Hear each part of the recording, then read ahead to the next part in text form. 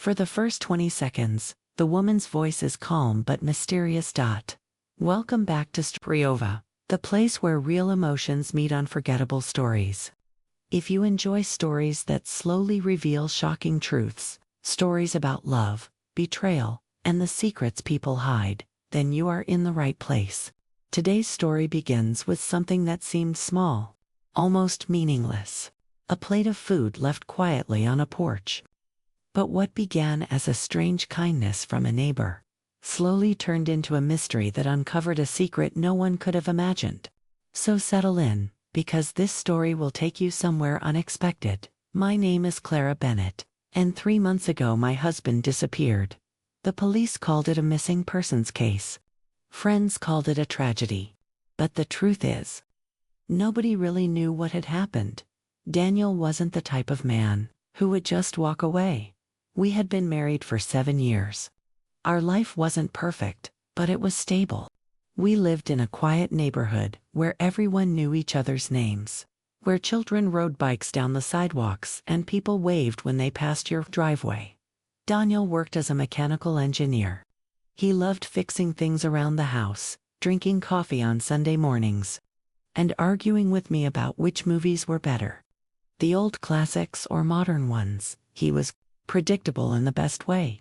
That's why the night he didn't come home felt so wrong. At first I assumed he was working late. That happens sometimes.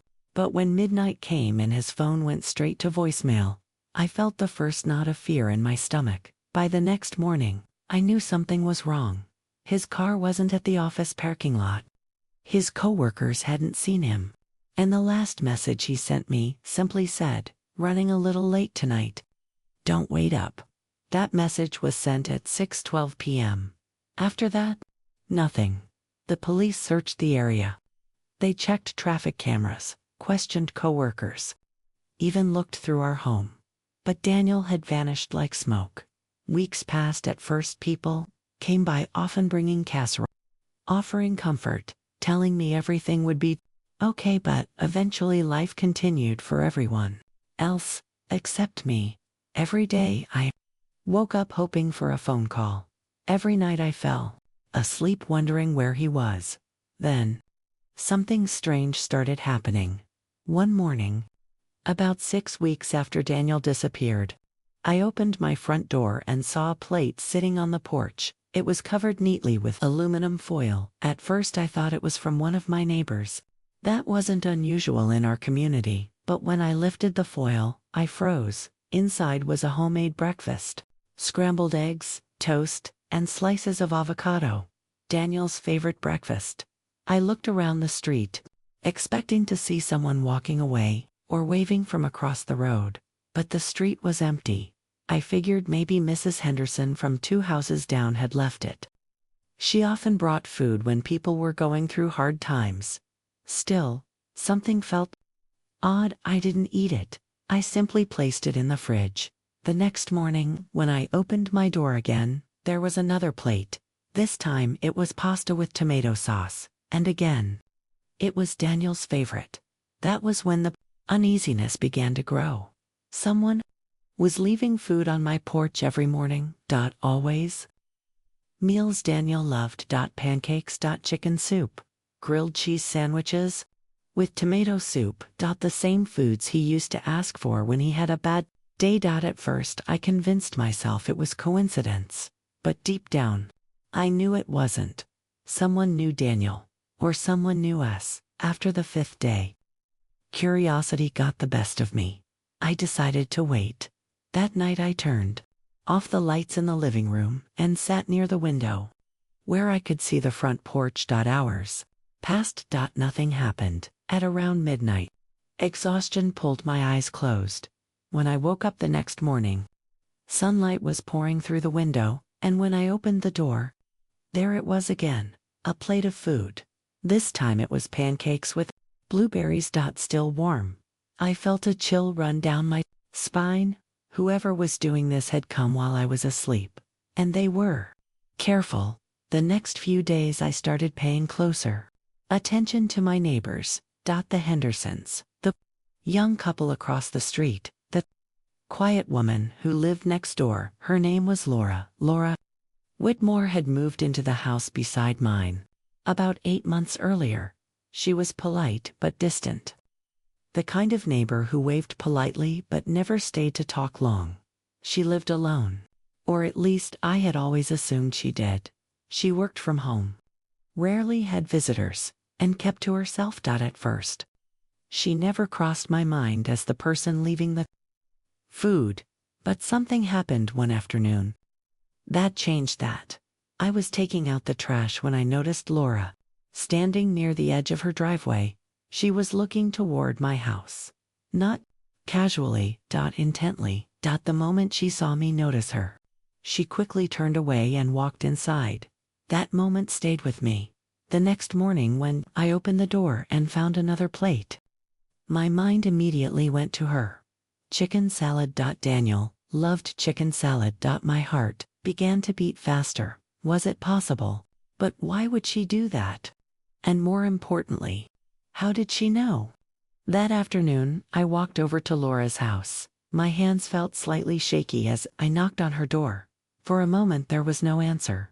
Then the door opened, slowly. Laura stood there wearing a soft gray sweater. Her hair tied back loosely. Her expression looked calm. But her eyes seemed nervous. "Hi, Clara," she said quietly. I forced a small smile. "Hi, Laura. I hope I'm not bothering you." "No, not at all." I hesitated before speaking. "I just wanted to ask, have you been leaving food on my porch?" Her reaction was instant. Her eyes widened slightly. Then she shook her head quickly. "No, I haven't." Her voice sounded sincere, but something about the way she said it felt rehearsed. "Oh," I said awkwardly. "I thought maybe it was you." She shook her head again. "I'm sorry. I didn't even know that was happening."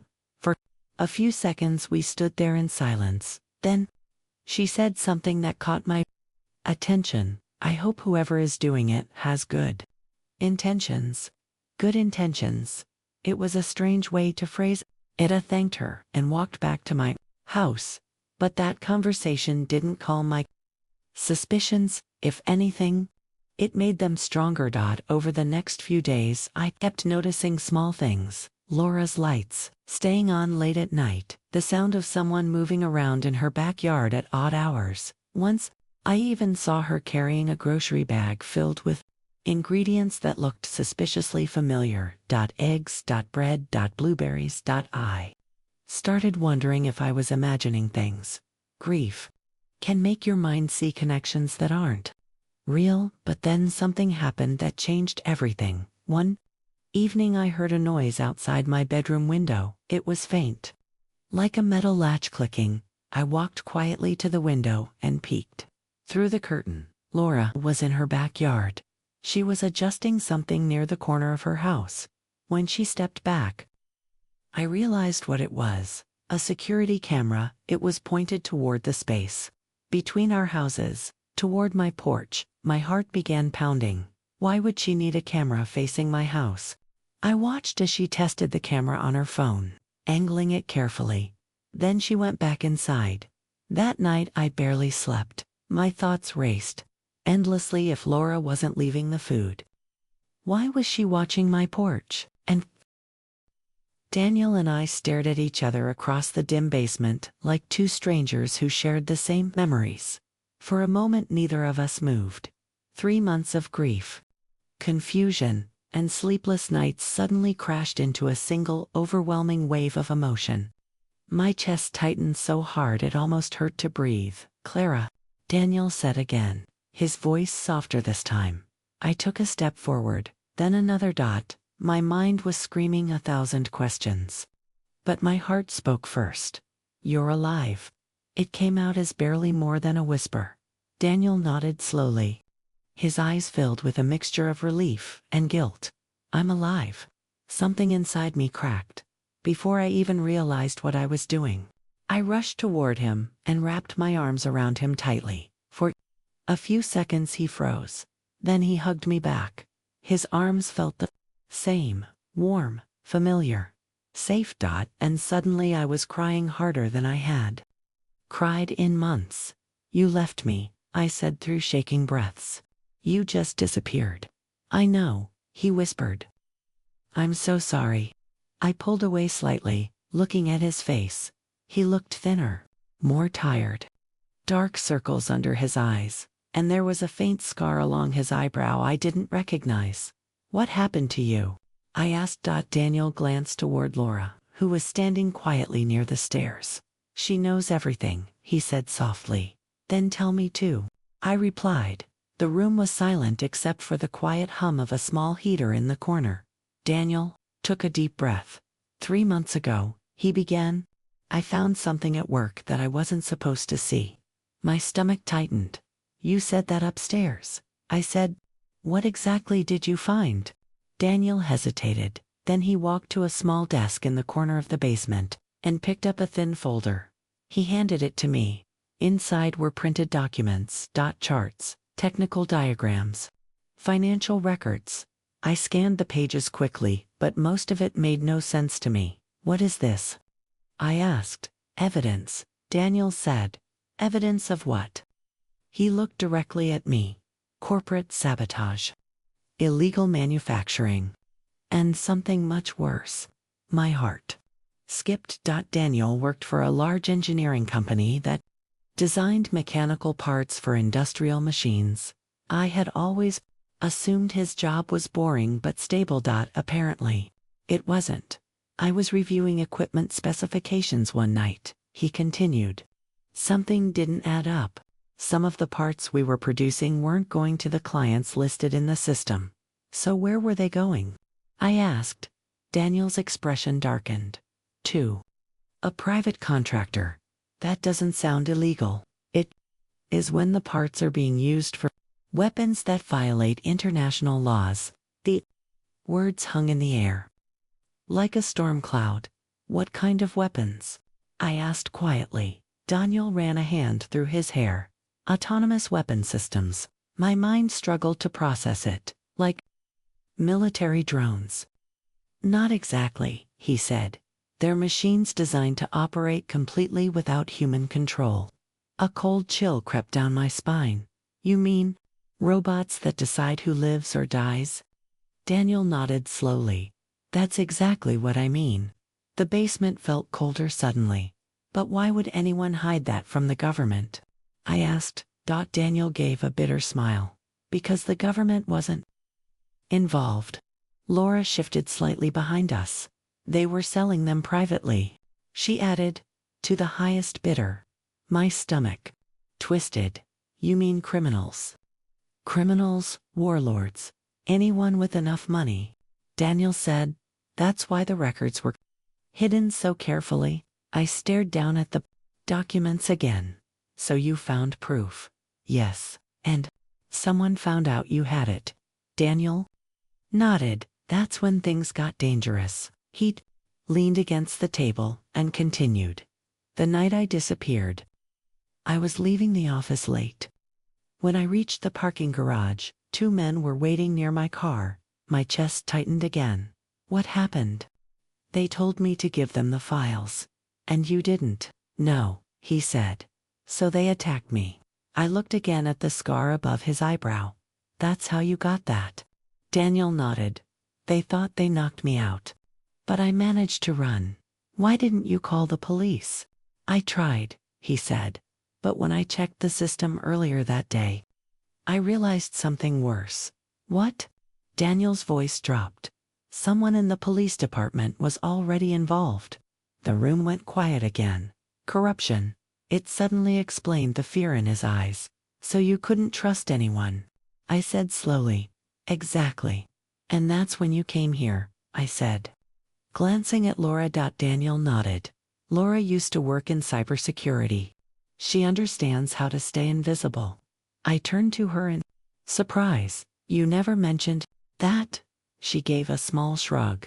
It wasn't exactly something I talked about with neighbors. Daniel continued. She helped me disappear. We shut off my phone, blocked my digital records, and kept me out of sight. And the food? I asked. He smiled faintly. That was the only way I could still take care of you, My eyes filled with tears again. You could have told me, and I wanted to, he said, but if someone was watching your house, I couldn't risk it. So instead you left food like some mysterious ghost on my porch. Daniel looked embarrassed. It was the only thing I could think of. Despite everything, I laughed softly through my tears. Only Daniel would think of something like that. But the laughter faded quickly. Are the people who attacked you still looking for you? I asked. Daniel's expression turned serious again. Yes, and now that I've seen you on the camera, they might know where you are. Laura stepped forward. That's the problem. My stomach dropped. What problem? She pointed to the laptop. The security camera footage. What about it? It's connected to a cloud server, she said. Daniel's eyes widened slightly. You mean? Laura nodded. If someone hacks into the network, they could see the recordings. The room felt suddenly smaller. Could they find him? I asked. Possibly, Laura said. How soon? Daniel asked. She exhaled slowly. If they're already searching. Maybe very soon. My heart began racing again. So what do we do? Daniel looked at Laura. We accelerate the plan. My head turned between them. What plan? Laura walked to the desk and opened another folder. Inside were maps and printed emails. Daniel spoke quietly. We're going to expose everything. How? I asked. By sending the evidence to journalists. Laura nodded. Investigative reporters who specialize in corruption. And once the story becomes public, Daniel added, they can't silence it anymore. I felt hope rising. But fear came with it, and if they try to stop you before that happens. Daniel looked at me carefully. That's why we need to leave tonight. The words hit me like a sudden gust of wind. Leave? Yes. For how long? I don't know, he admitted. My mind spun again. 3 months ago I had lost my husband. Now I had him back. But he was asking me to run away with him, to leave everything behind, my job, my home, my entire life. But when I looked at Daniel's face, I saw something deeper than fear. I saw determination. He wasn't just running, he was trying to stop something dangerous. And suddenly the decision felt obvious. Okay, I said. Daniel blinked in surprise. You mean that? Yes. If we're doing this, we do it together. A small smile appeared on his face for the first time. Laura nodded approvingly. Then we need to move fast. She began gathering equipment from the desk. External hard drives, encrypted phones, a portable laptop. Everything we need is already prepared, she said. You were expecting this moment. I realized. Daniel gave a small nod. I hoped it wouldn't come, but I knew it might. The three of us moved quickly. Laura packed the documents. Daniel transferred files to a secure drive. I went upstairs and packed a small bag with essentials, clothes, passport, my old photo album, and one small framed picture of Daniel and me from our honeymoon. When I came back down, Laura looked at her watch. We leave in 10 minutes. Where are we going? I asked. Somewhere they won't think to look. Daniel opened the back door of the basement. Cool night air flowed inside. We stepped out into Laura's backyard. The neighborhood was quiet, streetlights glowing softly. Everything looked normal. But beneath that calm, danger was already moving. As we walked toward Laura's car, Daniel suddenly stopped. What is it? I asked. He was staring down the street. A black SUV was parked near the corner. Its headlights were off, but the engine was running. Laura noticed it too. That car wasn't there earlier, she said quietly. Daniel's jaw tightened. They've found us. My heart began pounding again. What do we do? Daniel grabbed my hand. We run. At that exact moment, the SUV's headlights turned on, and the car began moving toward us. Fast. The quiet neighborhood was about to become something much more dangerous, and the night that began with mysterious plates of food on my porch was about to explode into a fight for our lives. If you want to know what happened next, stay with Storyova, because the truth behind Daniel's disappearance is only just beginning to unfold. And the next part of this story will reveal secrets even more shocking than what you've heard so far.